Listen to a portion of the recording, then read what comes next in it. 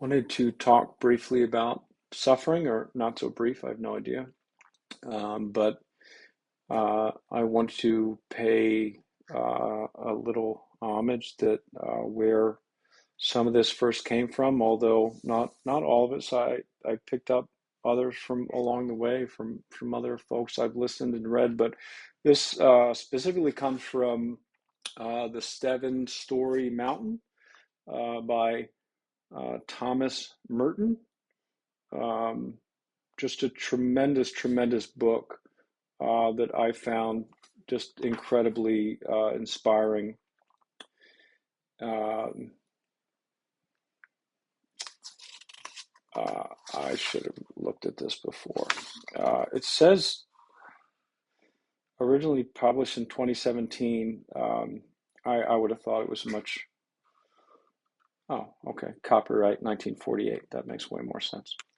So um, it's about a man and his journey to finding his place with God and becoming a Trappist monk in Kentucky, and it's just tremendous. But I found this book as a gift when I was turning 50, and from a podcast and a gentleman who mentioned it.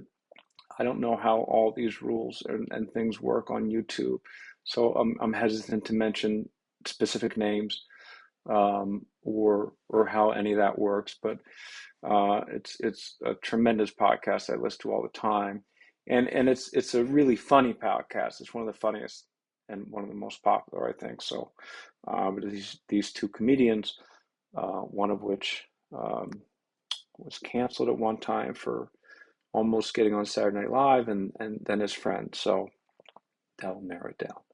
But his friend is tremendously smart and reads a lot, and he talked about this book, and so I picked it up because it was interesting. It sounded interesting, and I read it. And just as an aside, I mentioned in another video that my father, who passed away, continues to kind of teach me lessons along the way, as he would have, I believe, if I were here. So as I'm reading this book, and I have this kind of belief that if my eyes are open, I see lessons everywhere. I there's this passage in here that I'll share briefly, and it's in the beginning of the book. It's on page 98 to 99, and he's talking about losing his father,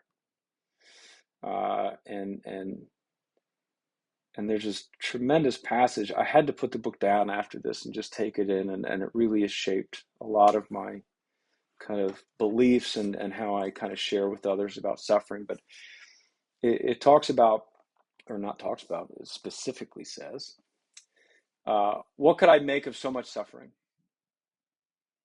There was no way for me or for anyone else in the family to get anything out of it. It was raw. It was a raw wound for which there was no adequate relief. You had to take it like an animal. We were in the condition of most of the world, the condition of men without faith in the presence of war, disease, pain, starvation, suffering, plague, bombardment, death. Yet you had to take it like a dumb animal. Try to avoid it if you could, but you must eventually reach the point where you can't avoid it anymore. Take it. Try to stupefy yourself, if you like, so that it won't hurt too much, but you always have to take some of it, and it will devour you in the end. Indeed, the truth that so many people never understand until it's too late, that the more you try to avoid suffering, the more you suffer, because smaller and more insignificant things begin to torture you in proportion to your fear of being hurt. The one who does most to avoid suffering is in the end the one who suffers most, and his suffering comes to him from things so little and trivial that one can say that it is no longer objective at all. In his own existence, in his own being, that is at once the subject and the source of his pain. And his very existence and consciousness is his greatest torture. Goodness gracious, it's about me. This is another of the great perversions, in which the devil uses our philosophies in turn, our whole nature inside out, and eviscerate all our capacities for good, turning them against ourselves. It's just so incredible because that was most of my life. It was most of my life. And look, this is not original. It's not original even to Christianity, because Buddhist talks about this in I always forget if it's the Four Noble Truths or the Four something beliefs. I'm so sorry. Again, no research at all.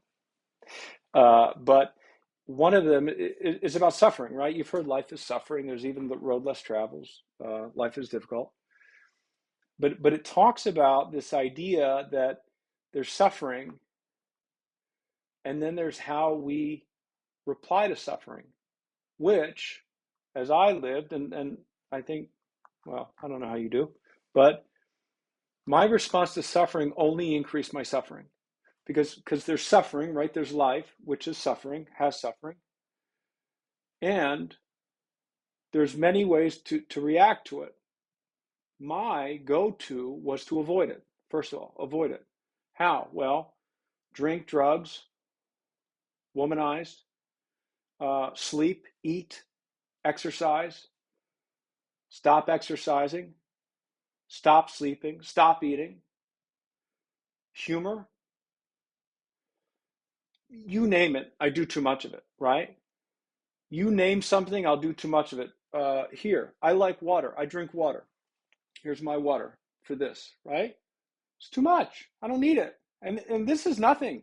You should see I have vessels upon vessels of water outside this door. Why? I like water more, too much. But that's to avoid it, right? How else? Woe is me. I ought not have suffering. I avoid suffering because I shouldn't have it. Who said? Who said that? And then this idea that you ought to know my suffering. Let me tell you about my suffering. Self-pity. Oh my goodness. So all that does is takes this original suffering and then adds to it, to the point where everything is suffering. Life itself is suffering. Now, there's this other way. There's this beautiful, beautiful way that suffering comes and I do nothing. Nothing. I take it. No control. I go with life. I go on the path and the pace of life, and I live in mindfulness every day. Now, this incredible, incredible higher level, thank you to, I think, Stoicism, I don't know, Marcus Aurelius, no idea. Amor fati, thank you, Latin. Love of fate. Love of fate. Not only do I not avoid suffering, I turn towards suffering so that I appreciate it as a part of life. It's easy to enjoy life when life is easy. It's easy to enjoy life when life is good. Anyone can do that. But if suffering is in life, which it is, all relationships end.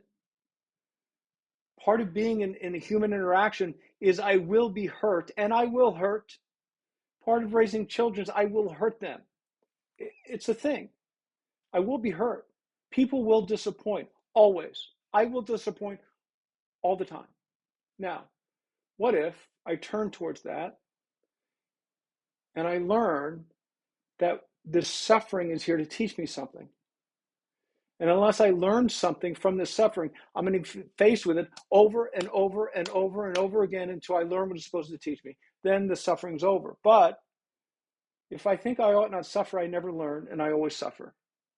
And like the book says, at its core, to me, addiction is about striving for comfort and avoiding discomfort. Where was I ever told that I ought not be uncomfortable? Where did I ever think that comfort was the goal? I lived a life where comfort placed, I put it above living. Like I took the hierarchy of needs and just turned it on its own. I took self-preservation and put that under comfort. Comfort first, right? Comfort now, pain later. It's I took millennia of survival DNA and changed it in one person. Comfort, please, right? Incredible. What if I can turn towards suffering and realize that there's a beauty to it? There's a beauty to pain. And uh, I've had some tremendous pain in my life, tremendous pain, like real issues. And there's something most recently I found that there is a beauty and a crispness to it, because all the things that don't matter in life simply fall away. And what becomes important is making it and living in this day. So there's this beauty in that you live the fullness of life while suffering. Amazing, amazing. So, an idea.